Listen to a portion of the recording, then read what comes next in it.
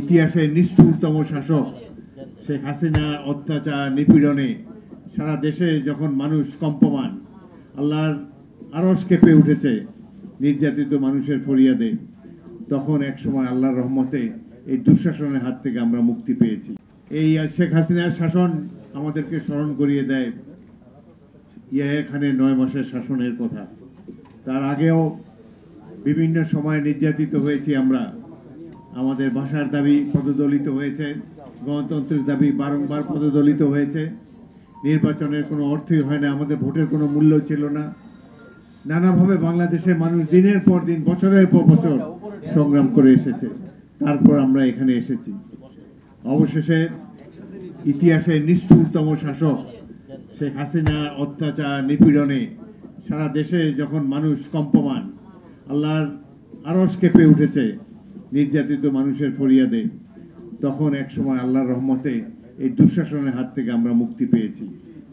আমি কৃতজ্ঞতা জানাতে চাই ছাত্র, তরুণ এবং তাদের অভিভাবকদেরকে, যারা রাজনীতি না করলেও এই শেখ হাসিনাকে পদদলিত করার জন্য, তার এই দুঃশাসনের অবসান ঘটাবার জন্য যারা রাজপথে নেমে এসেছিলেন, অকুত ভয়ে হাসিনার এই সঙ্গিনের মোকাবেলা করেছেন। আমার সামনে অনেক বীর মুক্তিযোদ্ধা রয়েছেন যারা জীবন বাজি রেখে এই 54 বছর আগে যুদ্ধে অংশ নিয়েছিলেন।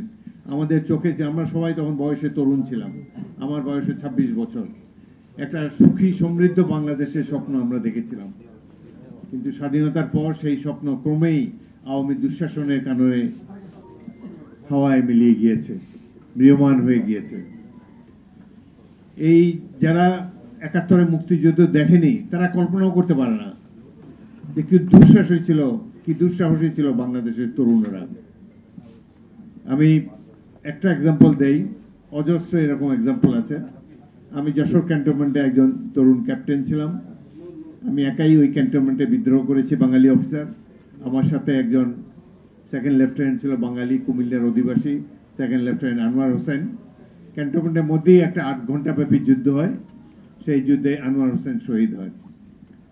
বিকেলের দিকে আমি 200 সৈনিক নিয়ে বেরিয়ে আসি এবং বাইরে আসার পর ছাত্র, যুবক, সাধারণ মানুষদেরকে সংগঠিত করে আগামী পরবর্তী 3 মাস, প্রথমে চৌগাছা, পরে বেনাপোলে ঘাঁটি গেড়ে বাংকার স্থাপন করে প্রতিদিনই পাক বাহিনীর মোকাবেলা করেছি। আমরা ছিলাম মাত্র 200 ইস্ট বেঙ্গল রেজিমেন্টের সৈনিক। ক্যান্টনমেন্ট থেকে বের হওয়ার পর থেকে হাজার হাজার ছাত্র, যুবক সব দৌড়ে এসেছে। তারা বলে, স্যার অস্ত্র দেন, যুদ্ধ করব। সেই যে সাহসী তরুণেরা, বিশেষ করে ছাত্ররা, এদের চেহারা এখনো চোখের সামনে ভাসে। আমার অস্ত্র ছিল কম, 600 জনকে আমি ছাত্রকে রিক্রুট করেছিলাম আমার সেনা দলে। তাদেরকে মাত্র 1.5 মাসের ট্রেনিং দিয়েছি।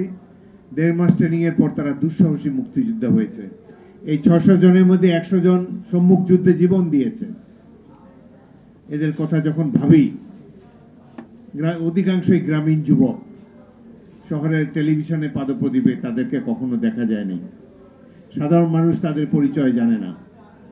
আমাদের দেশে নষ্ট রাজনীতিতে এই যে তরুণদের অবদান, একটা স্বাধীন দেশ গড়ে দিয়ে গেল, এদের মূল্যায়ন হয়নি।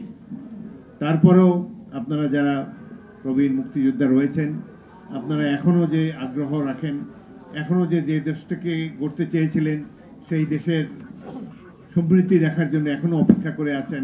পরবর্তী প্রজন্ম, মুক্তিযুদ্ধের প্রজন্মকে প্রশিক্ষিত করছেন, তাদেরকে উৎসাহিত করছেন, এটাই আমাদের জন্য অত্যন্ত গর্বের বিষয়। কালার এক্সপার্ট, জর্জ স্যাপ এবং মাইল্ড অন হ্যান্ডস টেকনোলজি সমৃদ্ধ অরিক্স ক্রিস্টাল ওয়াশ আপনার লন্ড্রি এক্সপার্ট। এই 1.5 মাসের ট্রেনিং দেওয়া ছাত্রদেরকে, যারা একটা রাইফেল স্পর্শ করে কখনো দেখে নেই, তাদেরকে নিয়ে জামালপুরের একটি শত্রু ঘাঁটি কামালপুর আমরা আক্রমণ করেছিলাম।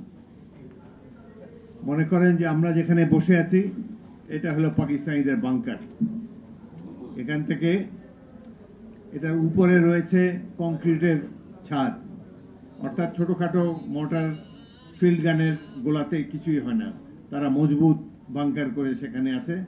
সামনে মাইন ফিল্ড, এই মাইন ফিল্ডে পা দিলেই আপনি উড়ে যাবেন। তারপর তারা দীর্ঘদিন ধরে এলাকার সামনে গাছ গাছালি পরিষ্কার করে ফিল্ড অফ ফায়ার বলে আর্মিতে, পরিষ্কারভাবে লক্ষ্যভেদ করা যায় যাতে, সেই ধরনের একটা প্রস্তুতি নিয়ে রেখেছে। বাঁশের কঞ্চি, মেশিন গান, পেছনে রয়েছে পাকিস্তানিদের গোলন্দাজ বাহিনী। এই ধরনের একটা শক্ত ঘাঁটি, যুদ্ধের পরিভাষায় একে বলে স্ট্রং পয়েন্ট। এই ধরনের একটা স্ট্রং পয়েন্টে আক্রমণ করেছি আমরা 150 ছাত্রদেরকে নিয়ে। আমাদের বেঙ্গল রেজিমেন্টের সৈনিক 50 জন কি 60-70 জন, আর 150ই ছিল এই সদ্য প্রশিক্ষণপ্রাপ্ত একটি ছাত্র, যে দুদিন আগেও মাথা গুজে স্কুলে যেত, স্যারের বকা খেয়ে আবার বাড়ি ফিরে আসতো, বিকালে আবার বাপমার বকা উপেক্ষা করে ফুটবল খেলতে যেত। নানান ধরনের একটা গ্রামীণ কিশোর যুবক কি মন্ত্রে উজ্জীবিত হয়ে তারা এই যুদ্ধে নেমেছে। এটি হলো স্বাধীনতার মন্ত্র। তারা স্বাধীনতার সার্বভৌমত্বকে অক্ষুণ্ণ রাখতে চায়। 31শে জুলাই আর্লি মর্নিং আমরা এই ঘাঁটি আক্রমণ করলাম। এই ধরনের ঘাঁটি আক্রমণ করতে অবশ্য প্রয়োজন আমাদের জন্য গোলন্দাজ বাহিনীর সহায়তা। আমাদের সাথে কোনো গোলন্দাজ বাহিনী ছিল না, আমরা কোনো সাপোর্ট পাইনি। এই ধরনের মাইনফিল্ড পেরিয়ে মেশিন গানের গুলি বৃষ্টি উপেক্ষা করে, শত্রুর মুহুর্মুহু কামানের গোলা উপেক্ষা করে আমরা 200 জন শত্রুর ঘাঁটির কাছে গিয়েছিলাম, কিন্তু যেতে যেতে আমাদের 100 জনই শহীদ। এই যুদ্ধে আমি আহত হয়েছি, আমার বন্ধু একজন কোম্পানি কমান্ডার ক্যাপ্টেন সালাউদ্দিন শহীদ হয়েছেন। আমি অবাক বিষয়ে ভাবি কিভাবে এই ছাত্ররা, কি লেভেল অফ মোটিভেশন থাকলে তারা এই ধরনের আক্রমণে যেতে পারে। 73 সালে ইংল্যান্ডে একটা কোর্সে আমি গিয়েছিলাম, এখান থেকে পাঠানো হয়েছিল আমাকে, 3 মাসের কোর্স। সেখানে অফিসাররা জানতে চাইতো, কারণ তারা তো যুদ্ধ করে নাই, ব্রিটিশ আর্মি বহুদিন যুদ্ধ করে নাই, তারা জানতে চাইছে আমার কাছে, যেহেতু আমার কমব্যাট এক্সপেরিয়েন্স ছিল, তারা জানতে চাইলো যে কিভাবে তোমরা এই আক্রমণগুলো করেছো। আমি যখন কামালপুর আক্রমণের বর্ণনা তাদেরকে দিয়েছি, পিন ড্রপ সাইলেন্স নিয়ে তারা শুনতো, চোখ বড় বড় হয়ে যেত, এবং শোনার পরে একই মন্তব্য করত যে কোনো পেশাদার বাহিনীর পক্ষে এই ধরনের আক্রমণ করা সম্ভব নয়, কোনো রেগুলার আর্মি এই ধরনের আক্রমণে যাবেই না কামানের গোলন্দাজ বাহিনীর সাপোর্ট ছাড়া। একমাত্র যারা সুইসাইড স্কোয়াড, দেশের স্বাধীনতার জন্য যারা জীবন উৎসর্গ করতে পাগল পারা, সেই ধরনের দুঃসাহসী যুবকেরা, তরুণরাই পারে এই ধরনের আক্রমণ পরিচালনা করার জন্য।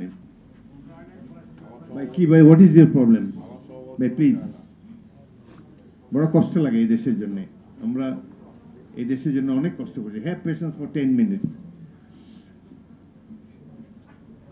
আমার যুদ্ধের, আপনারা জানেন, আধুনিক যুদ্ধ বেতার সেটের মাধ্যমে পরিচালিত হয়। আমার বেতার সেটটা ক্যারি করছিল সিরাজ বলে এক তরুণ সৈনিক। আমার পাশে উলফত যেরকম বসে আছে 6 ইঞ্চি দূরে, সেও 6 ইঞ্চি দূরে ওই বেতার যন্ত্রটা বহন করে আমার সাথে সাথে চলছিল। আমার হাতে হ্যান্ডসেটটা শুধু ছিল। হ্যান্ডসেটে আমি কথা বলার চেষ্টা করছি অন্য কমান্ডারদের সাথে, মেজর জিয়াউর রহমানের সাথে কথা বলার চেষ্টা করছি। গা ঘেঁষাঘেঁষি 6 ইঞ্চি পাশাপাশি, যে হঠাৎ দেখি তার শরীরের নিম্নাঙ্গ উড়ে গিয়েছে, মাইনফিল্ডের উপরে এসে পড়েছে, তার শরীরের অর্ধেক মুহূর্তেই উড়ে গেল। ঘটনাস্থলেই সে মৃত্যুবরণ করলো সিরাজ। তার এখানে দুঃখ করারও সময় নাই, শোক করারও সময় নাই। সামনে শত্রু, মেশিন গানে গুলি আসছে, কামানের গোলা পড়ছে। তাড়াতাড়ি ওয়ারলেস সেটটা আরেকজনের কাঁধে দিয়ে আমরা শত্রুর দিকে গেলাম, সামনের কয়েকটি বাংকার দখল করলাম। কিন্তু সালাউদ্দিনের মৃত্যুর কারণে, আমি আহত হওয়ার কারণে আমাদেরকেও পিছনে নিয়ে এসেছে, যার ফলে আক্রমণ সফল হয়নি। কিন্তু এই ধরনের আক্রমণে ব্রিটিশ আর্মিকে যখন আমি বললাম যে 1.5 মাসে ট্রেনিং প্রাপ্ত সৈনিকরা আর্টিলারি সাপোর্ট ছাড়া এই ধরনের আক্রমণ করেছে, তার অবাক বিস্ময়। আমাদের জাতি, তাদের চোখে যে সম্মানবোধ দেখেছি, এটি আমাদের জাতির গৌরব। 71-এ আমরা যুদ্ধ করেছি দেশের স্বাধীনতার জন্য, সারা জাতি যুদ্ধ করেছে, ইট ওয়াজ এ পিপলস ওয়ার। কিন্তু আজকে একটি রাজনৈতিক দল বলার চেষ্টা করছে 71-এ আমরা ভুল করেছিলাম। কোথায় ছিল তারা? এই গত 17 বছরের দুঃশাসনের কালে তারা ছাত্রলীগে, আওয়ামী লীগে ভর্তি হয়ে জীবন রক্ষা করেছে।